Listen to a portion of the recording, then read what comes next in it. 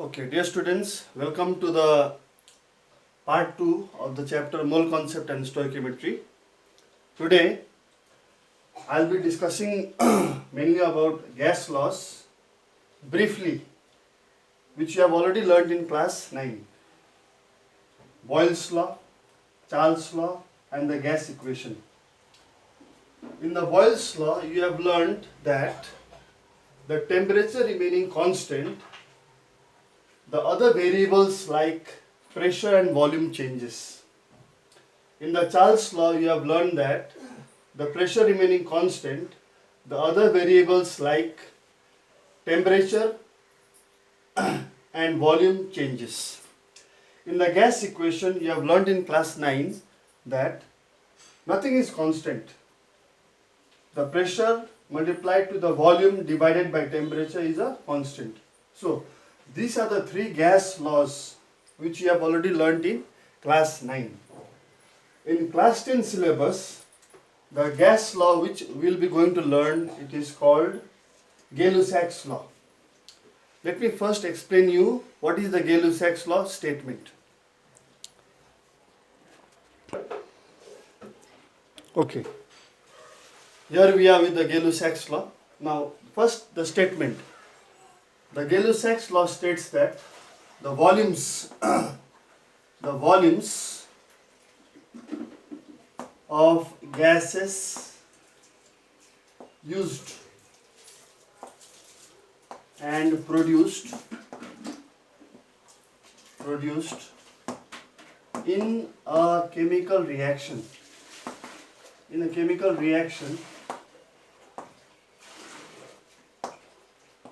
are in ratios of simple whole numbers. Now, let us look at this law very carefully.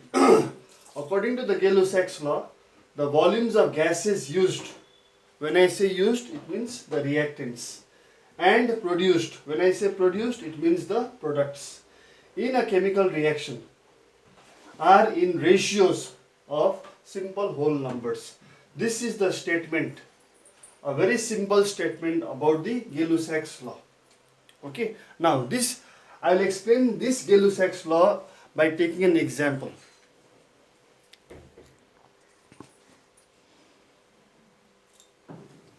Okay, have a look at this equation. The example to illustrate Gay-Lussac's law. Okay. Now in this equation, if you look at the reactants are carbon monoxide and oxygen gas, and the product is carbon dioxide gas.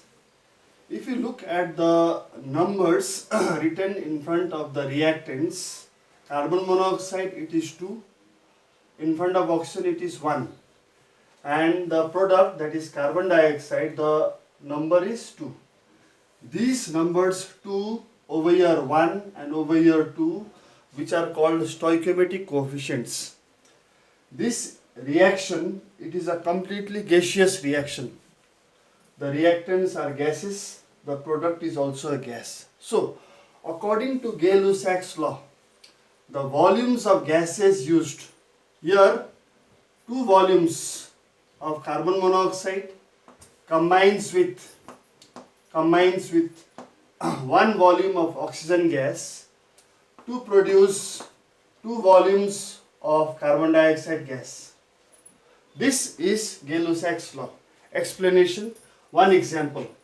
2 volumes of carbon monoxide combining with 1 volume of oxygen gas to produce 2 volumes of carbon dioxide gas.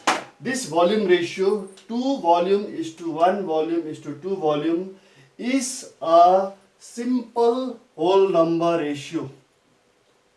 Is a simple whole number ratio. Let me explain with one more example. Another example, the second example. Let me take gases, for example, nitrogen gas combining with oxygen gas to produce nitrogen monoxide gas, nitric oxide. this equation is not balanced. I need to balance it. Nitrogen 2, oxygen 2 on the left hand side. So here I have to put 2 over here. So if we look at this equation very carefully, again like the previous one, this is also a completely gaseous reaction. So Gay-Lussac's law can be applied to this equation. Now let me look at the stoichiometric coefficient. In front of nitrogen there is 1. So I will write over here 1 volume.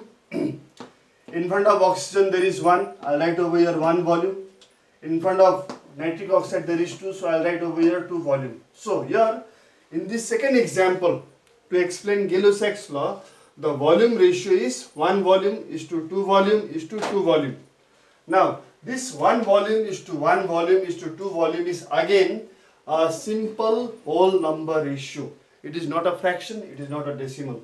So that is what is meant by Gay-Lussac's law. According to Gay-Lussac's law, the volumes of gases used and the volumes of gases produced are in ratios of simple whole numbers.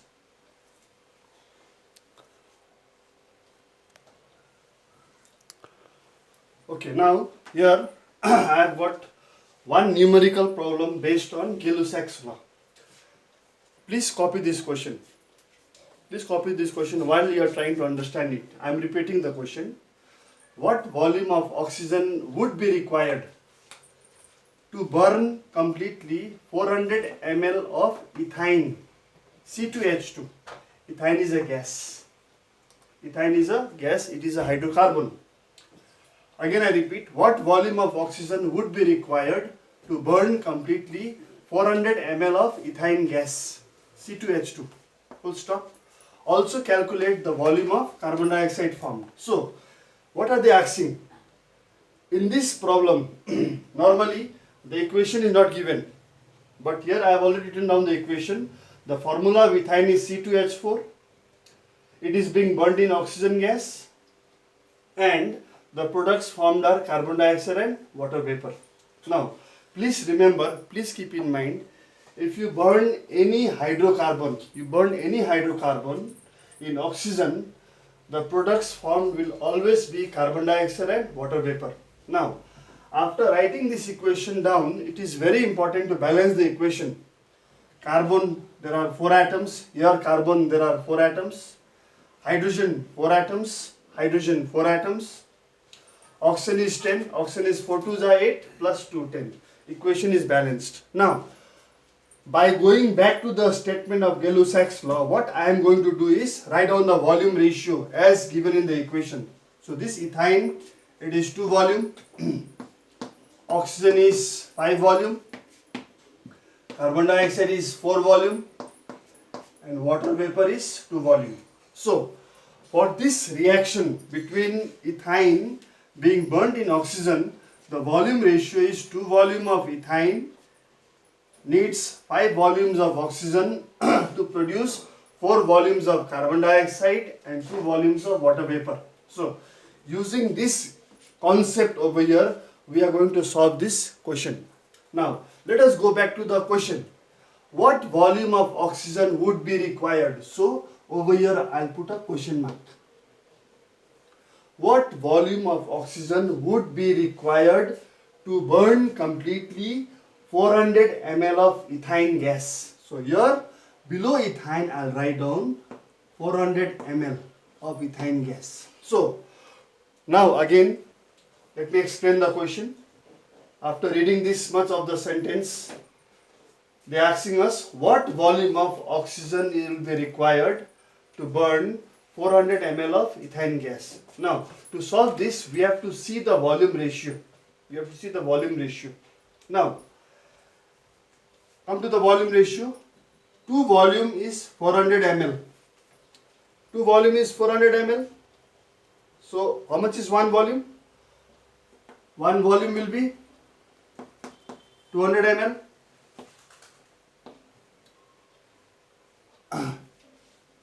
2 volume is 400 ml. So, 1 volume will be how much? 200 ml ratio.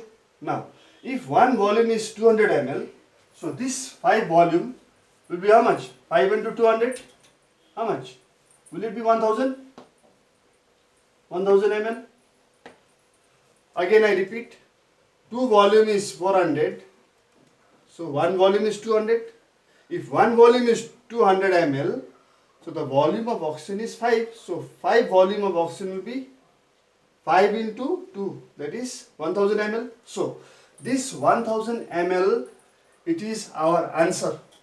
So the volume of oxygen required will be 1000 ml.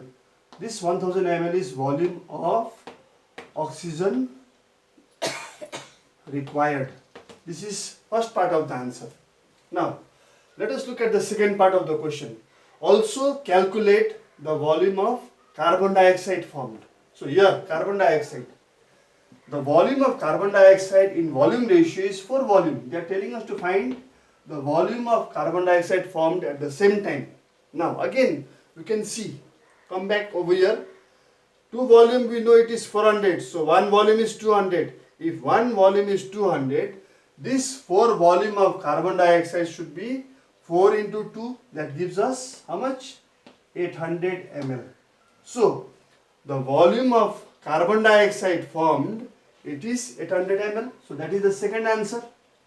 Volume of carbon dioxide formed is equal to 800 ml. So this is how we have to solve this question, by applying the concept of unitary method from mathematics. I repeat everything once more. What volume of oxygen would be required to burn completely 400 ml of ethane gas? The formula of ethane gas is C2H2. Also calculate the volume of carbon dioxide formed. That means there are two parts in this question. First part is we have to find the volume of oxygen required, and the second part we have to calculate the volume of carbon dioxide formed.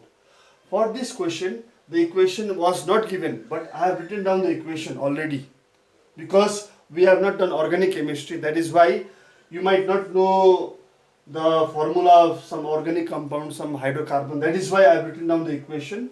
Ethane has a formula C2H4. If you burn any hydrocarbon, compound of carbon and hydrogen and oxygen, it will always give carbon dioxide and water vapor. So this equation needs to be balanced. Every chemical equation has to be balanced.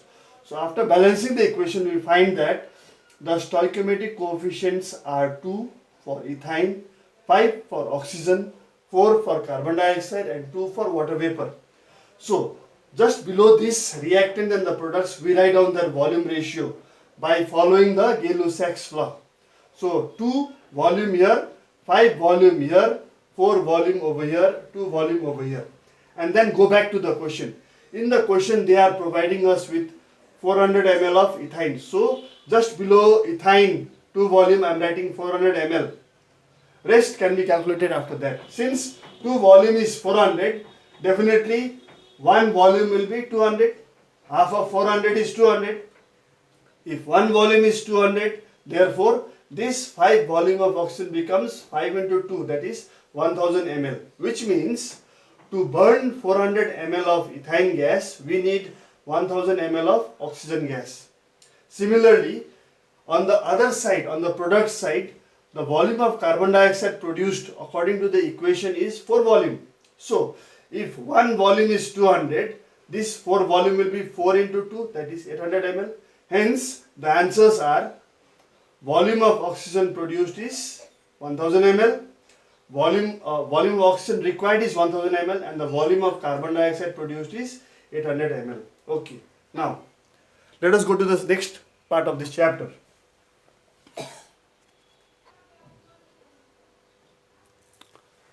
Okay, the next law that we are going to learn is called Avogadro's law. Now let me first write the statement for the Avogadro's law. It states that under the same conditions,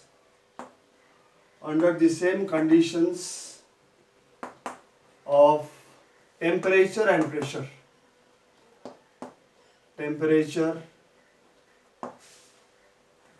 pressure,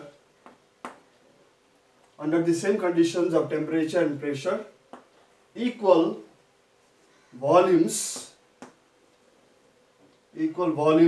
of all gases contain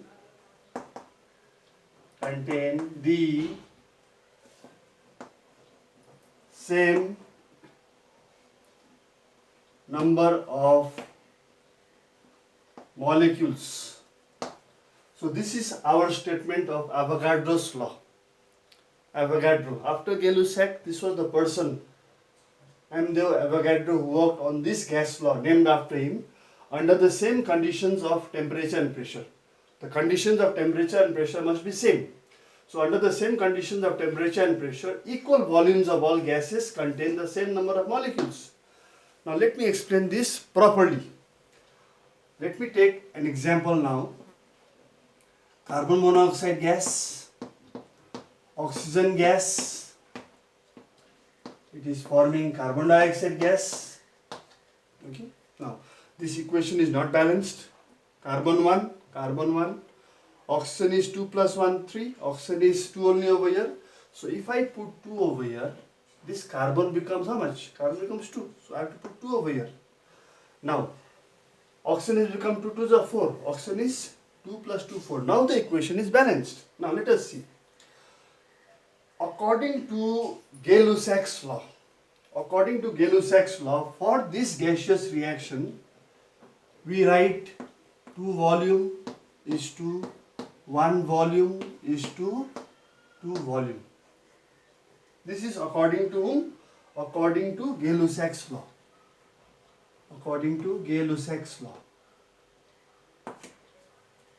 This is the volume ratio according to Gay-Lussac's law for this equation. But now, according to Avogadro's law, the statement states that under the same conditions of temperature and pressure, equal volumes of all gases contain the same number of molecules. Now, these volumes are going to be replaced by molecules. So, for the same volumes of these reactant gases and the product gases, I am going to replace this volume by molecules. So, for carbon monoxide, this 2 volume becomes 2 molecule. This 1 volume for oxygen becomes 1 molecule. This 2 volumes for carbon dioxide becomes 2 molecule. So, this molecule concept is according to whom? According to Avogadro. So, this is what is called Avogadro's law. The only difference over here between Gay-Lussac's law and Avogadro's law is, in Gay-Lussac's law, we take volumes for the stoichiometric coefficients. But according to Avogadro's law, under the same conditions of temperature and pressure, instead of the volumes, we take molecules for the respective stoichiometric coefficients in the completely gaseous reaction. Okay.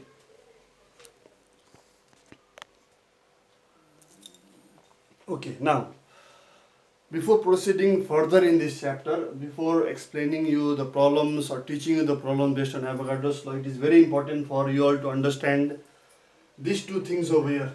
RAM, relative atomic mass. Relative atomic mass is also called simply atomic weight. And relative molecular mass. Relative molecular mass is also called molecular weight. Now, the definitions. How to remember the definitions in a simple manner? The relative atomic mass, it is the ratio of the mass of one atom of an element to the 1/12 the mass of an atom of C12 isotope of carbon. This is atomic weight. And the relative molecular mass or molecular weight, it is defined as the ratio of the mass of one molecule. Watch out. Mass of one molecule of substance divided by 1/12 the mass of an atom of C12 isotope of carbon. So, these are the relative atomic mass and relative molecular mass concept and their definitions and formula. Now, normally these relative atomic masses and relative molecular masses are expressed in AU, but AMU, atomic mass units. But if we put grams, after the relative atomic masses and after the relative molecular masses, then they become gram. They become gram molecular masses, GMM. And if you put grams after the relative molecular masses, it becomes gram molecular mass. This one is not molecular, it is gram atomic mass. This one becomes gram molecular masses, GMM. This one is GAM. So here it is very important to understand what is atomic weight, what is molecular weight. Atomic weight, it is the ratio of mass of one atom of that element divided by 1/12 the mass of an atom of C12 isotope of carbon. If this relative atomic mass is expressed in grams, it is called gram atomic mass. And molecular weight, it is the ratio of mass of one molecule of substance divided by 1/12 the mass of an atom of C12 isotope of carbon. If this molecular weight is expressed in grams, then we call it gram molecular mass or GMM.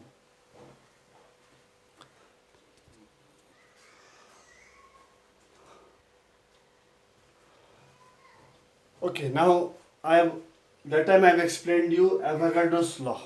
Okay, now here there is one more very important word to understand under this mole concept, which is called Avogadro's number. This is a number which is represented as Na, named after Amedeo Avogadro. Avogadro's number. What is Avogadro's number? This Avogadro's number, it is the number of atoms. The number of atoms present in 12.00 gram of carbon-12 isotope. The value of Avogadro's number is 6.023 into 10 to the power of 23. This is Avogadro's number. Now, in my previous video, I have explained you what is mole, what is 1 mole. I have told you there that the gram molecular mass of any substance is equal to 1 mole. So here, please keep in mind 1 mole of any substance. If I bring 1 mole of any substance, that 1 mole of any substance will contain Avogadro's number, Avogadro's number of atoms, Avogadro's number of atoms or molecules or ions, etc., etc. So 1 mole, if you bring 1 mole of any substance from anywhere, that 1 mole of any substance will always contain Avogadro's number, Na.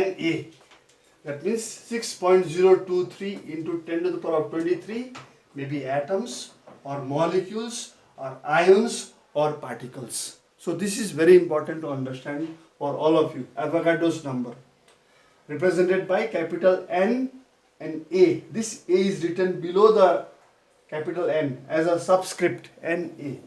And it is the number of atoms present in 12.00 gram of carbon-12 isotope.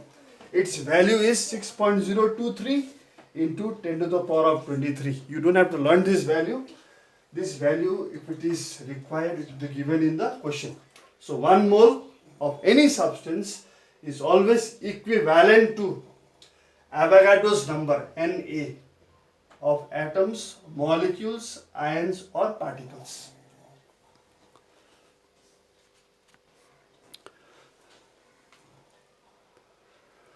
Okay, now in my first video I have already told you the definition of mole. I want to revise it once more and explain further.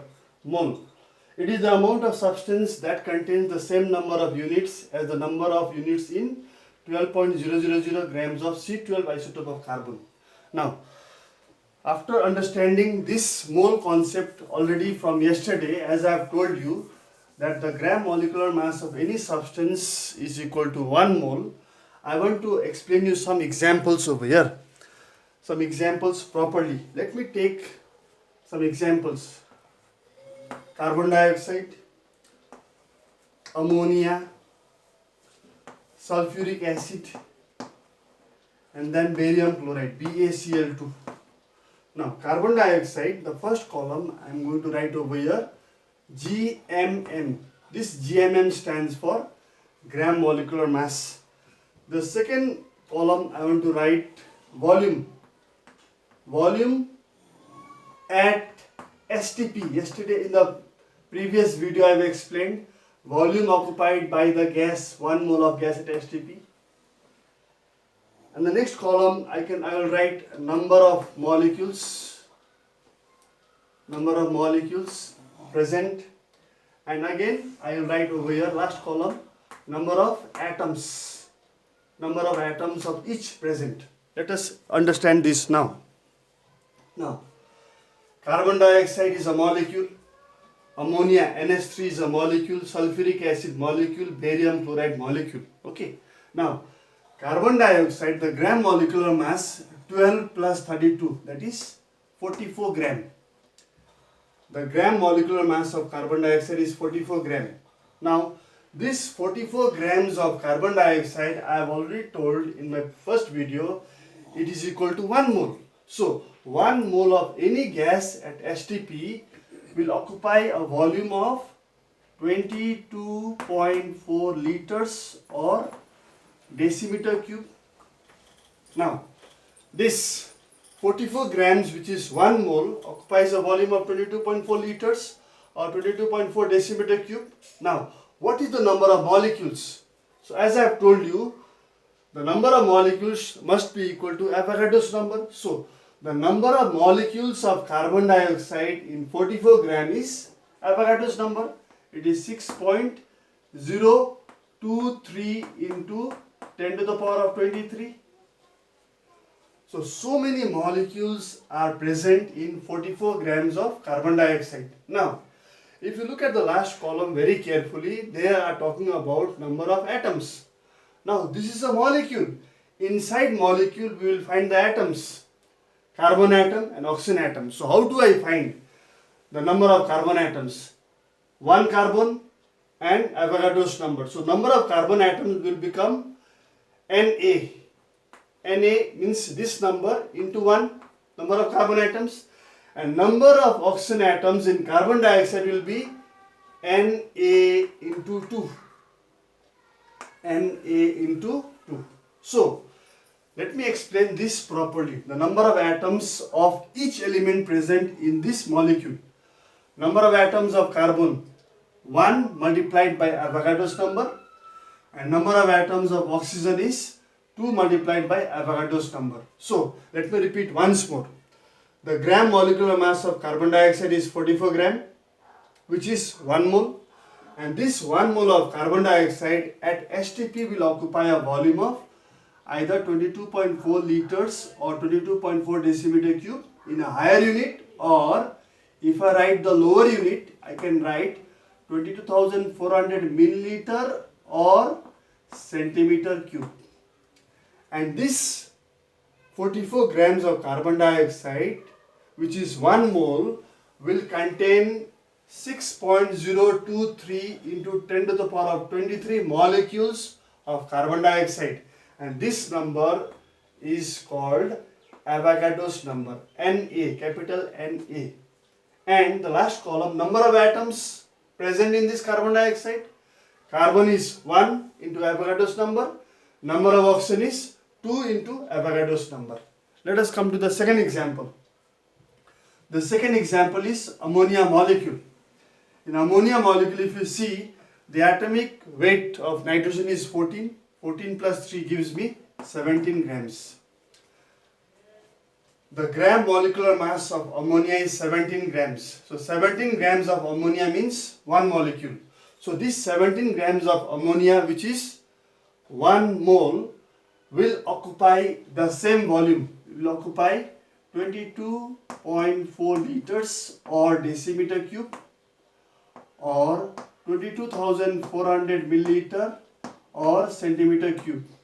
And this 17 grams of ammonia, which is 1 mole, is going to contain the same number of molecules, which is Avogadro's number. So here I can write the same thing, 6.023 into 10 power of 23 molecules. And when I come this side, again for nitrogen, the first atom is nitrogen, one atom is there, so number of nitrogen atom will be equal to Avogadro's number multiplied by 1 for nitrogen. And hydrogen, there are 3 atoms in this formula, so it becomes Avogadro's number multiplied by 3. So the number of atoms of each element present in ammonia molecule is Avogadro's number multiplied by 1, and for hydrogen it is Avogadro's number multiplied by 3. So this is the second example to explain you the Avogadro's concept. Okay. Now let us go to the third example to explain the Avogadro's concept over here. The next molecule is sulfuric acid, H2SO4. Hydrogen is 2. Hydrogen 2 plus 32 plus 64. That will give me around roughly 34 plus 64 is coming to 98 grams. The gram molecular mass of sulfuric acid is 98 grams. 98 grams of sulfuric acid, if I take, it is a liquid, we know that, it is a liquid, 98 grams of sulfuric acid, it is equal to 1 mole. So this 1 mole of sulfuric acid will occupy the same volume at STP. The molar volume is same, 22.4 liters decimeter cube or 22,400 milliliter centimeter cube. Now, this 98 grams of sulfuric acid will contain again the same number of molecules of sulfuric acid. Same number, that is Avogadro's number. But when we go inside sulfuric acid, we see that hydrogen atom is 2. So, for hydrogen atom, Avogadro's number multiplied by 2. That will give me the number of hydrogen atoms. Sulfur is 1. So, Avogadro's number multiplied by 1 will give me the number of sulfur atoms in it. Oxygen is 4. So, Avogadro's number multiplied by 4 will give me the number of oxygen atoms in sulfuric acid. So, inside the molecule we find the atoms. Hydrogen 2 into Na, sulfur 1 into Na, and oxygen 4 into Na. So, number of hydrogen atoms, number of sulfur atoms, and number of oxygen atoms. Let us come to the next example over here. Here, barium chloride. Barium chloride, I can take solution. So, let us find the gram molecular mass of barium chloride. 137 plus 71. 208. It is coming to 208 grams. The gram molecular mass of barium chloride is 208 grams. This 208 grams of barium chloride means it is 1 mole. This 208 grams of barium chloride, if it is a solution, liquid state, it will occupy the same volume at STP. And at STP, this 208 grams of barium chloride will again have contain the same number of molecules, which is equal to Avogadro's number. That is Na, Avogadro's number. But when we go inside this molecular formula of barium chloride, we find that there is 1 atom of barium and 2 atoms of chlorine. So, for barium, Avogadro's number multiplied by 1, so many barium atoms. And chlorine, there are 2 atoms, so Na multiplied by 2, so that is so many chlorine atoms. So, from here, some idea must be clear regarding what is a mole. The gram molecular mass of any substance is equal to 1 mole, and 1 mole of any substance will occupy the same volume, and that 1 mole of any substance will contain the same number of Avogadro's number of molecules. And once we enter the molecules, then we come to the atoms. Inside them, whatever atoms are there, depending upon the number of atoms in the molecular formula, by multiplying the Avogadro's number to the respective number of atoms, we can calculate the required number of actual number of atoms present in that compound. Okay.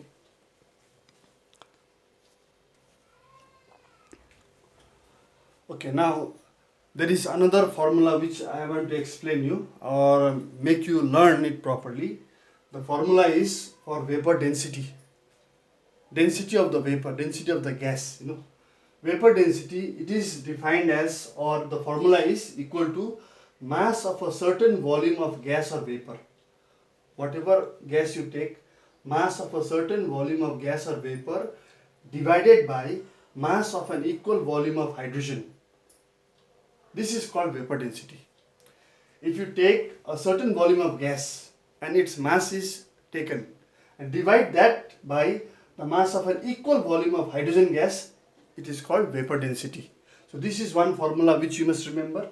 And besides this formula, please try to remember twice into vapor density.